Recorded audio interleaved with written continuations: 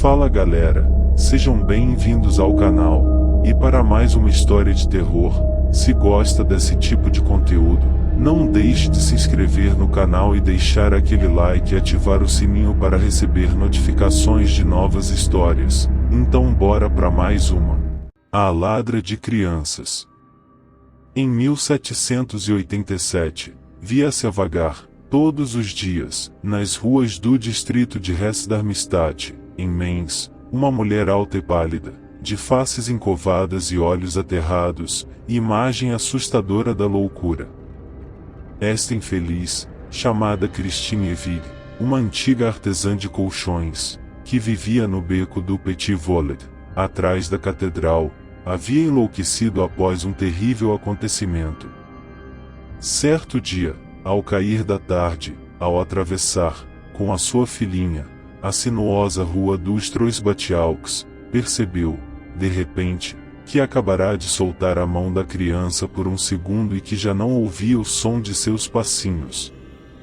A pobre mulher se virou, gritando: "Deubche! Deubche! Onde você está?" Ninguém respondeu. A rua, até onde seus olhos alcançavam, estava deserta. Então, correndo, gritando, clamando pela criança, ela voltou ao porto. Lá, perscrutou, com o olhar, a água escura que corria sob os barcos. Seus gritos e gemidos atraíram os vizinhos. A pobre mãe explicou-lhes a razão de sua aflição. A gente juntou-se a ela para dar início a uma nova busca.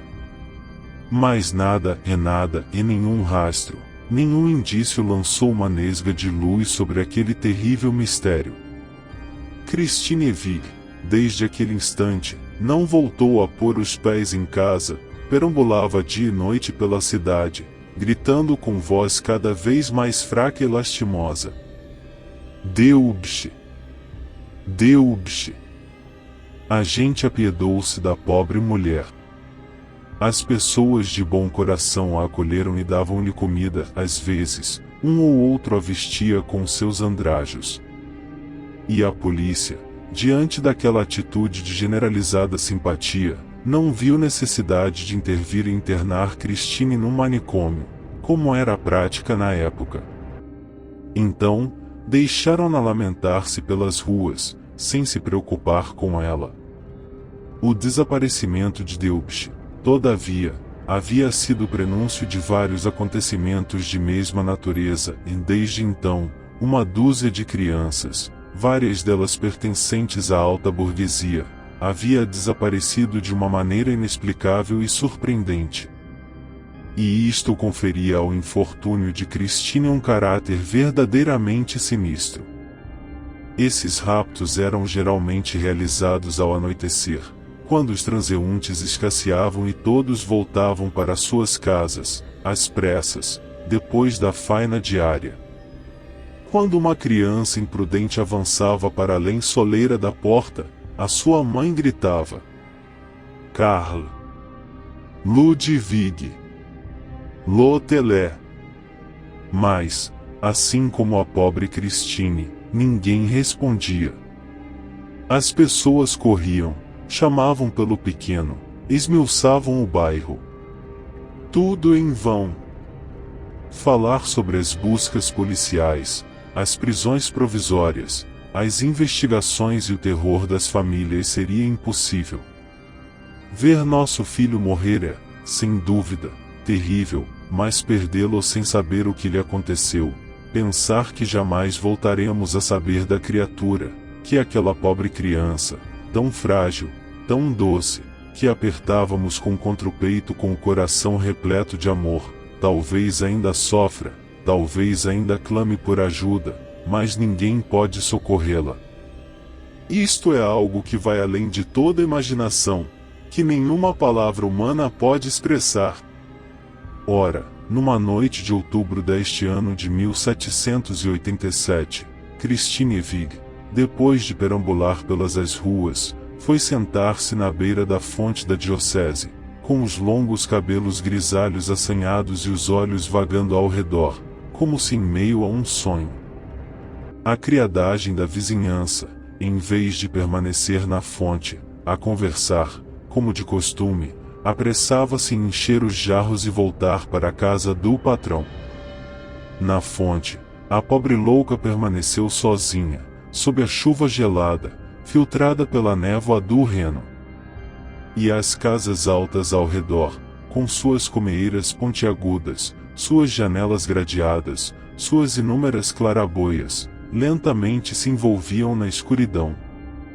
O relógio da capela do bispo bateu, então, 7 horas. Christine não se mexeu e uivou, tremendo. Deus! Deus! Mas, quando o arrebol do crepúsculo se espalhou pelos telhados, antes que o dia fenecesse completamente, Christine, de súbito, estremeceu da cabeça aos pés e esticou o pescoço. O seu rosto inerte, impassível por 2 anos, assumiu uma tal expressão de inteligência que a criada do conselheiro Trum, que acabava de alçar a jarra ao ombro, voltou-se, tomada de espanto, para observar a expressão que assomava a face da pobre louca. No mesmo instante, na outra extremidade da praça, ao longo da calçada, passou uma mulher de cabeça baixa, segurando nos braços, envolto em panos, algo que se debatia. Aquela mulher, vista através da chuva, tinha um aspecto aterrorizante. Corria como um ladrão que acaba de dar o golpe e arrastava, atrás de si, na lama, seus trapos imundos, dissimulando-se entre as sombras. Christine Vig estendeu a mão longa e magra, e seus lábios se moveram, balbuciando palavras estranhas, mas, de repente, um grito agudo escapou de seu peito. É ela! E, correndo pela praça, em menos de 1 minuto chegou à esquina da rua dos Vieilles Ferrailles, por onde a mulher acabará de desaparecer. Mas ali Christine se deteve, ofegante. A mulher desconhecida havia se perdido na escuridão da ruela e, de longe, só se ouvia o som monótono da água caindo das calhas. O que acabará de se passar na alma da louca? A infeliz recordou-se de alguma coisa? Tivera alguma visão, um daqueles relâmpagos da alma, que revelam, num segundo, as profundezas do passado? Eu não sei. O certo é que ela tinha acabado de recobrar a sanidade. Sem perder 1 minuto na perseguição à súbita aparição, a infeliz mulher subiu a rua dos Trois Batiaux, e, como que levada pela vertigem, dobrou a esquina da Praça Gutenberg. Correu para o vestíbulo do preboste Casper Schwartz e gritou, com uma voz sibilante: Senhor preboste, os ladrões de crianças foram descobertos. Ah! Por favor, escute-me. Ouça-me. O preboste acabará de fazer a sua refeição noturna. Era um homem circunspecto e metódico, que gostava de digerir bem depois de cear, sem que ninguém o importunasse. Também a visão desse fantasma o impressionou vivamente. Pousando a xícara de chá, que acabava de levar aos lábios, disse: Meu Deus! Não posso ter 1 minuto de descanso durante o dia? É possível encontrar um homem mais desafortunado do que eu? O que essa louca quer comigo agora? Por que permitiram que ela entrasse? A estas palavras, Christine, recuperando a calma, respondeu, com um ar suplicante: Ah, senhor preboste! Sua senhoria pergunta se existe um ser mais infeliz do que o senhor. Então, olhe para mim. Olhe para mim. A sua voz saía em soluços, seus dedos crispados removiam os longos cabelos grisalhos de seu pálido rosto, e era uma imagem assustadora. Louca. Sim, meu Deus, eu estava louca. O Senhor, em sua misericórdia, havia ocultado a minha desgraça de mim. Mas eu não estou mais insana. Oh! O que eu vi? Aquela mulher carregando uma criança. Por que era uma criança o que eu vi? Tenho certeza que era. Bem, vá para o inferno com essa tal mulher e essa criança, e vá para o inferno! Gritou o preboste.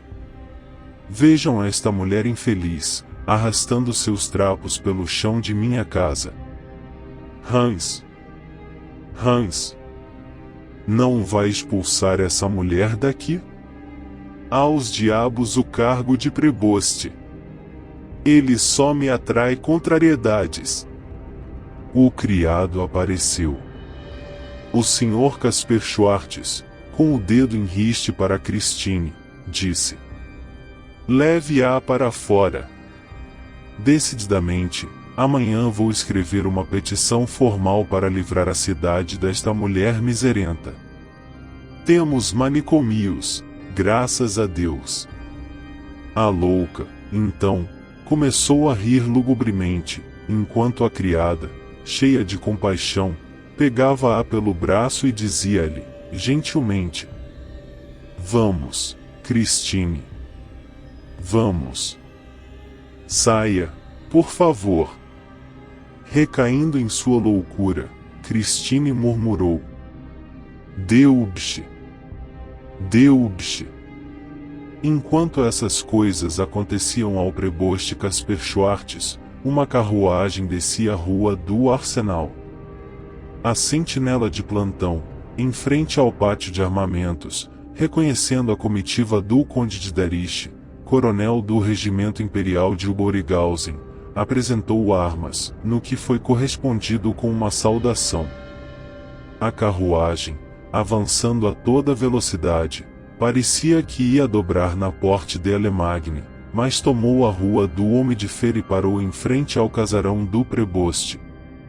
O coronel, de uniforme completo, desceu o estribo e ergueu os olhos. Parecia estupefato, pois lá fora se ouviam as lúgubres gargalhadas da doida. O Conde de Deriche era um homem de 35 a 40 anos, alto, moreno, dono de uma fisionomia severa e enérgica. Mergulhou abruptamente no vestíbulo, viu Hans arrastando Christine Evig, sem se anunciar, entrou na sala de jantar do mestre Schwartz, exclamando: Senhor, a polícia do seu distrito é lastimável. Há 20 minutos, parei em frente à catedral, na hora do Ângelus. Quando saí da carruagem, vendo a condessa de Oberhausen descendo a escada, dei um passo para trás para dar-lhe lugar e vi que nosso filho, e uma criança de 3 anos, sentada ao meu lado, e tinha acabado de desaparecer. A porta lateral do bispado estava aberta, e aproveitaram o momento em que baixei o estribo para raptar a criança. Todas as investigações levadas a efeito pelo meu pessoal foram inúteis. Estou desesperado, senhor, desesperado. A agitação do coronel era extrema, seus olhos negros brilhavam, como um raio, através de 2 grandes lágrimas que ele tentava conter, sua mão crispava-se sobre o punho da espada. O preboste parecia surpreso, sua apática natureza sofria com a ideia de se levantar e passar a noite dando ordens, transportando-se para a cena, recomeçando, enfim, pela 100ª vez, buscas que sempre haviam resultado em fracasso. Era sua vontade postergar o caso até o dia seguinte. Senhor preboste, disse o coronel, saiba que vou à revanche. O senhor responderá por meu filho com a própria cabeça. Cabe-lhe garantir a segurança pública. O senhor está faltando com o seu dever elementar. Isto é aviltante. Tenho cá um inimigo, o senhor me entende? Oh, que eu saiba, pelo menos, quem me assassina. Tendo dito tais incoerentes palavras, o coronel passou a andar de um lado para outro, com os dentes cerrados e o olhar sombrio. O suor gotejou na fronte enrubescida de Mestre Schwartz, que sussurrou, olhando para o prato. Sinto muito, senhor. Sinto muito, mas este é o 10º sequestro. Esses ladrões são mais habilidosos que meus agentes. O que o senhor quer que eu faça?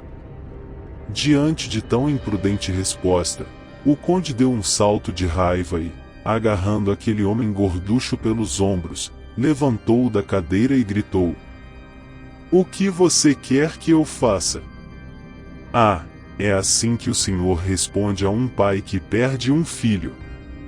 "Solte-me, senhor, solte-me!" gritou o preboste, sufocado de terror.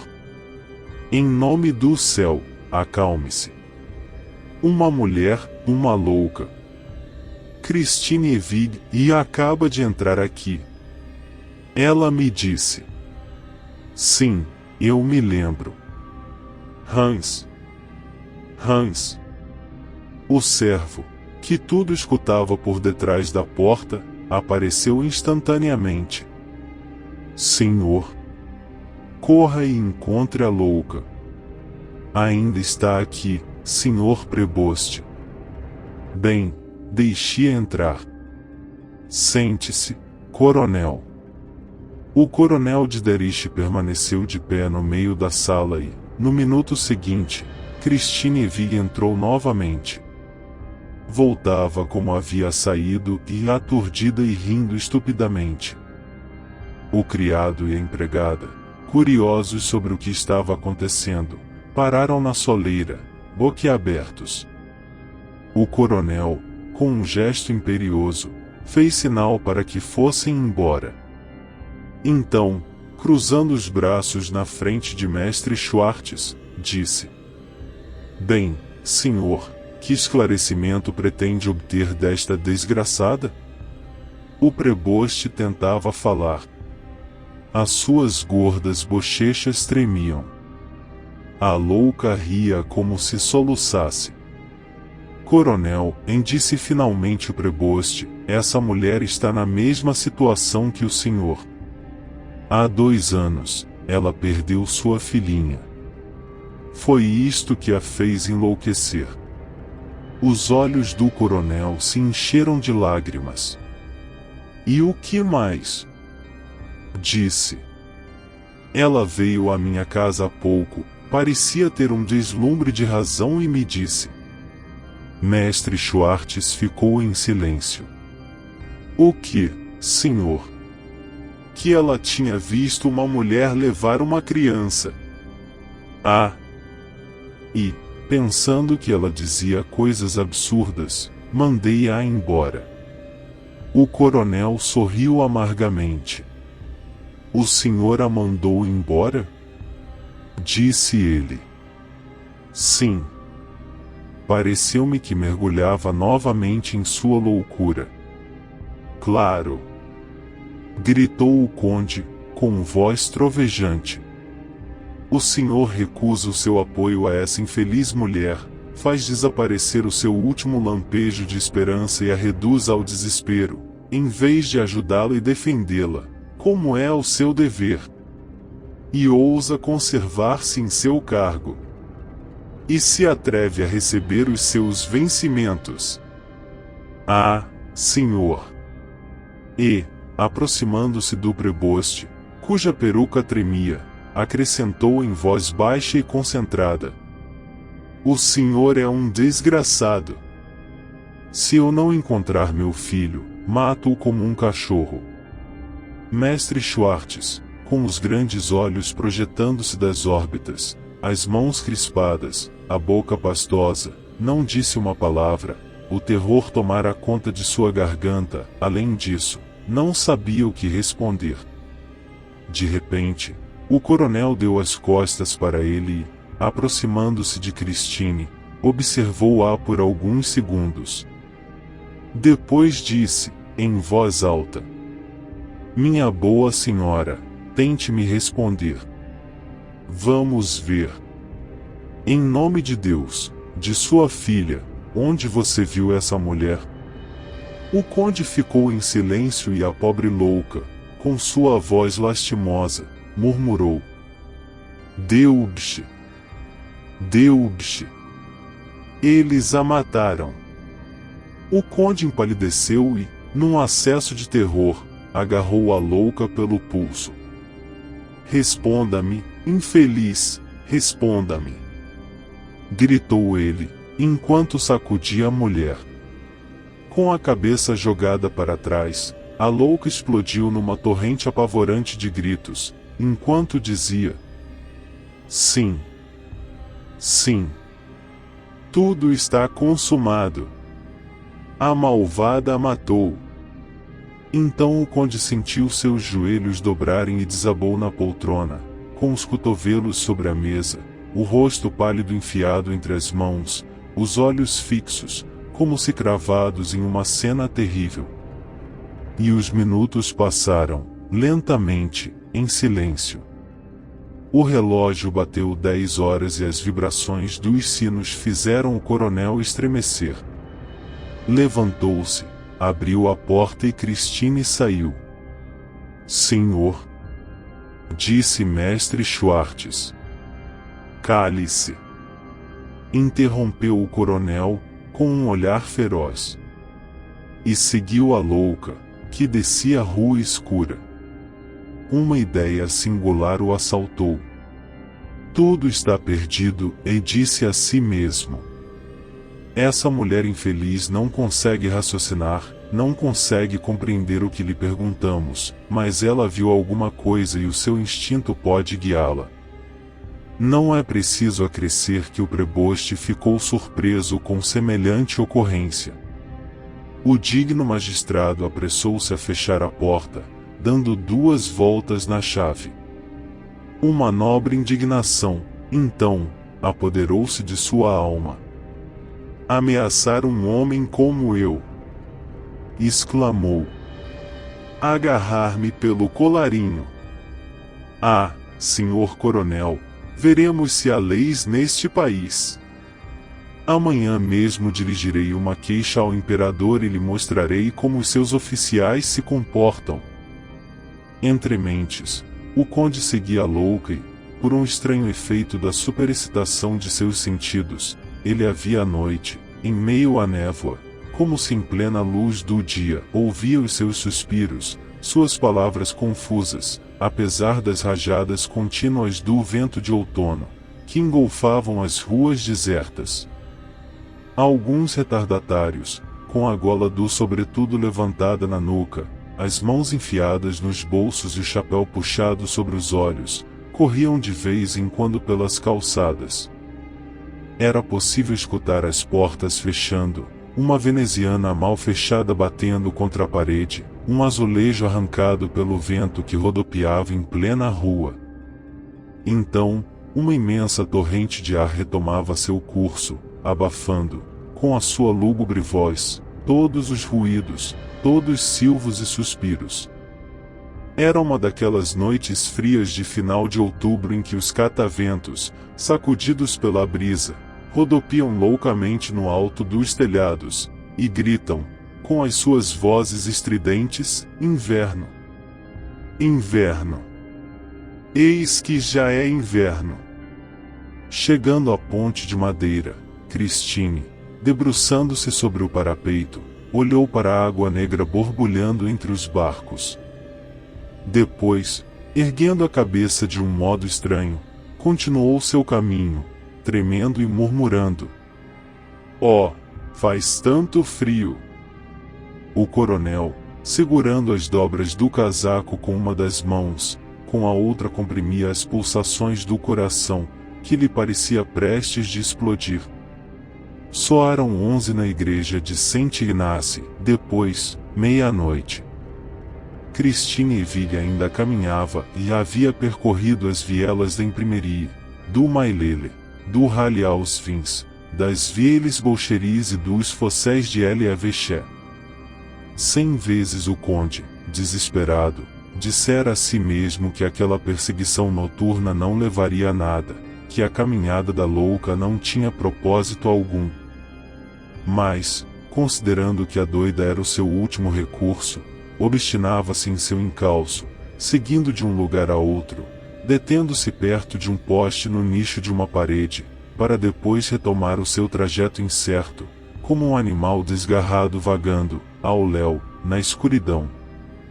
Por fim, por volta da 1h da manhã, Christine voltou à place de L'Evêché. O tempo melhorava um pouco, a chuva não caía mais. Um vento frio varria a praça e a lua, ora rodeada de nuvens escuras, ora brilhando com todo o seu esplendor, refletia os seus raios, límpidos e frios como lâminas de aço, nas 1000 poças de água estagnada que se formavam entre as pedras do calçamento. A louca foi sentar-se calmamente à beira da fonte, no mesmo lugar que ocupara poucas horas antes.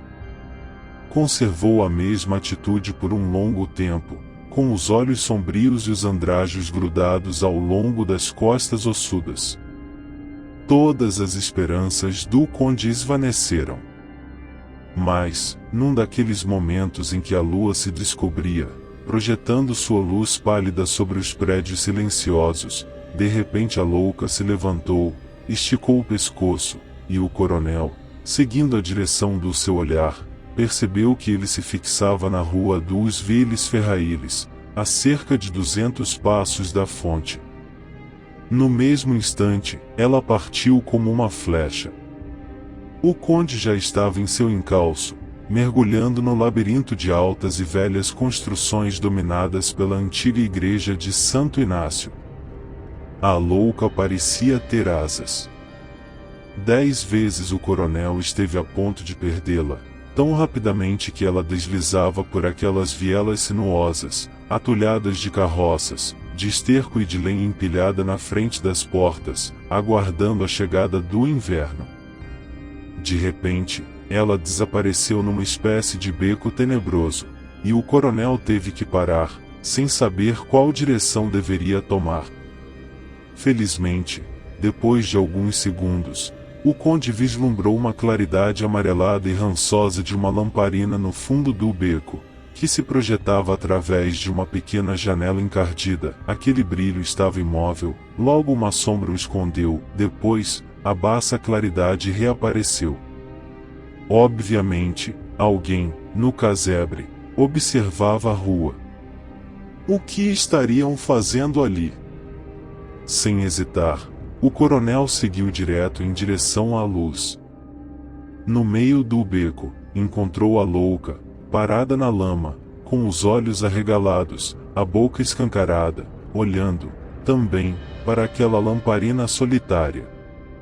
A aparição do conde não pareceu surpreendê-la.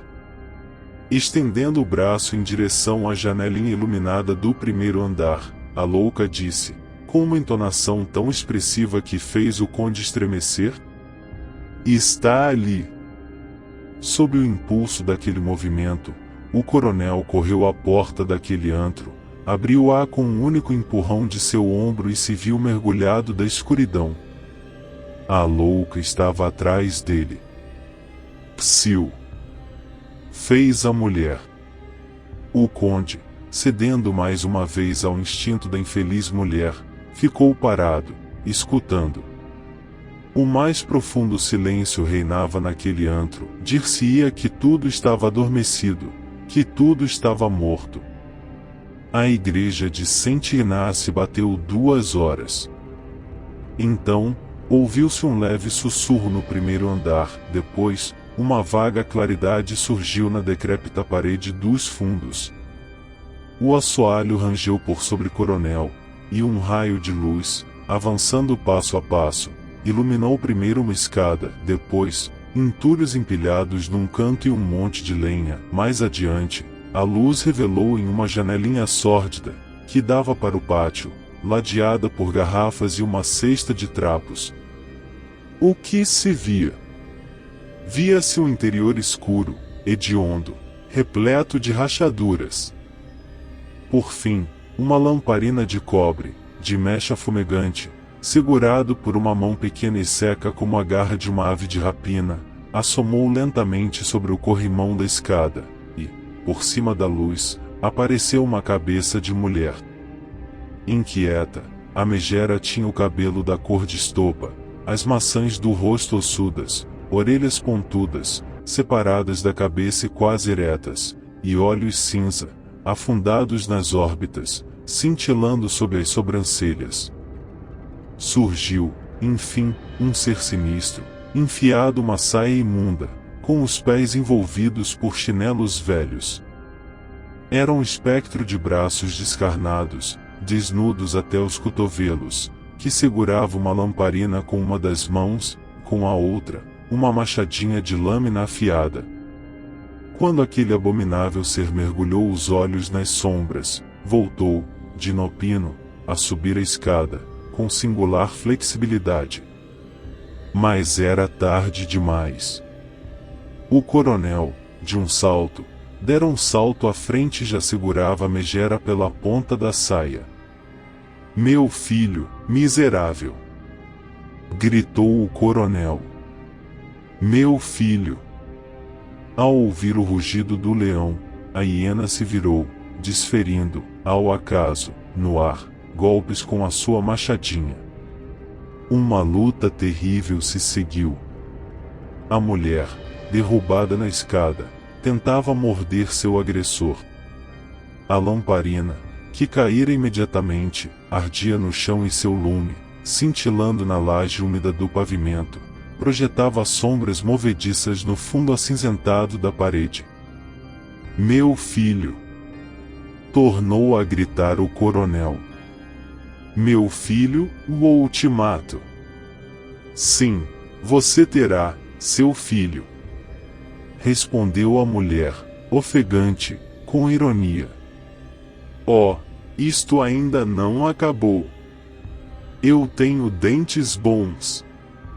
O covarde quer me estrangular. Ei! Aí em cima. Você está surda? Solte-me. Eu direi tudo." Já dava sinais de exaustão, quando outra megera, mais velha e terrível, desceu as escadas, gritando: "Aqui estou!" A miserável estava armada com uma grande faca de açougueiro. Erguendo os olhos, o conde viu que a megera fixava o olhar num ponto entre os seus ombros, prestes a desferir o golpe. O homem viu que estava perdido. Somente uma sorte providencial poderia salvá-lo. A louca, até então espectador impassível, precipitou-se sobre a velha, gritando: "É ela! Ei-la aqui! Eu a reconheço! Mas agora não escapa de mim!" Em resposta, um jato de sangue inundou o chão. A velha megera acabava de cortar-lhe a garganta. Foi coisa de um segundo. O coronel tivera tempo de erguer-se e pôr-se em guarda. Vendo isso, as duas megeras subiram rapidamente as escadas e desapareceram na escuridão. A lamparina esfumaçada tremulou, e o conde aproveitou seu último lampejo para seguir as assassinas. Mas, chegando ao final da escada, a prudência o aconselhou a não abandonar aquela rota de fuga. Ele podia ouvir os estertores Christine embaixo. O sangue derramava-se de um degrau a outro, em meio ao silêncio. Era terrível. O conde percebeu que, do outro lado, no fundo da toca, havia um estranho rebuliço. Receou que as mulheres intentassem uma fuga pelas janelas. Porque aquele ambiente lhe era estranho, o conde permaneceu inerte por uns instantes. Mas um raio de luz, deslizando por uma porta de vidro, permitiu-lhe a visão de duas janelas voltadas para o beco, iluminadas por uma luz exterior. Ao mesmo tempo, ele ouviu, vinda da rua, uma voz alta, a exclamar: "Ei! O que está acontecendo aqui? Uma porta aberta. Aqui! Aqui!" gritou o coronel. Venha cá! Naquele instante, uma luz penetrou no casebre. Oh! Disse uma voz. Sangue! Diabos, eu não estou enganado. É Christine. Venha cá! Repetiu o coronel. Pisadas fortes ecoaram e a cara barbuda do guarda noturno Selig, com seu grande gorro de lontra, sua pele de cabra sobre os ombros, apareceu na escada, direcionando a luz de sua lanterna para o conde. A visão do uniforme surpreendeu aquele homem corajoso. Quem está aí? Perguntou. Suba, meu caro. Suba. Desculpe-me, coronel. É que... lá embaixo... Sim. Uma mulher acaba de ser assassinada. Os assassinos estão ali. O guarda subiu, então, os últimos degraus, e com a lanterna alta, iluminou o recinto. Era um pequeno mezanino de, no máximo, 6 pés de altura que dava para a porta do quarto em que as mulheres se refugiavam, uma escada, que subia, ao sótão, à esquerda, restringia ainda mais o espaço. A palidez do conde deixou Selig atônito. No entanto, ele não ousou formular qualquer pergunta. Quem vive aqui? Perguntou o conde. São 2 mulheres. Mãe e filha. Elas são conhecidas, no distrito de Ales, como as 2 Josels. A mãe vende carne no mercado e a filha fabrica linguiças. O conde lembrou-se, então, das palavras que Christine, em delírio, pronunciara. Pobre criança, mataram-na. Uma vertigem o dominou e um suor de morte cobriu a sua face. Pela mais terrível casualidade, no mesmo instante, ele descobriu, jogados nas sombras, uma pequena túnica xadrez azul e vermelha, 2 sapatinhos e uma espécie de gorro com uma borla de lã negra. Estremeceu, mas uma força invencível o impeliu a ver, a contemplar com seus próprios olhos. Então se aproximou, vibrando da cabeça aos pés, e ergueu, com a mão trêmula, aquela roupinha, e era do seu filhinho. Ao contato com o pano, algumas gotas de sangue mancharam seus dedos. Somente Deus sabe o que se passou no coração do conde. Encostado na parede por um longo tempo, com os olhos fixos, os braços estendidos, a boca entreaberta, ele permaneceu como se fulminado. Mas, de repente, ele arremessou-se contra a porta, emitindo um rugido tão furioso que encheu o guarda Selig de terror. Nada poderia ter resistido àquele impacto. Ouviu-se o barulho dos móveis, que as 2 mulheres empilharam para bloquear a entrada, desabando no quarto. O casebre estremeceu até os alicerces. O conde desapareceu nas sombras.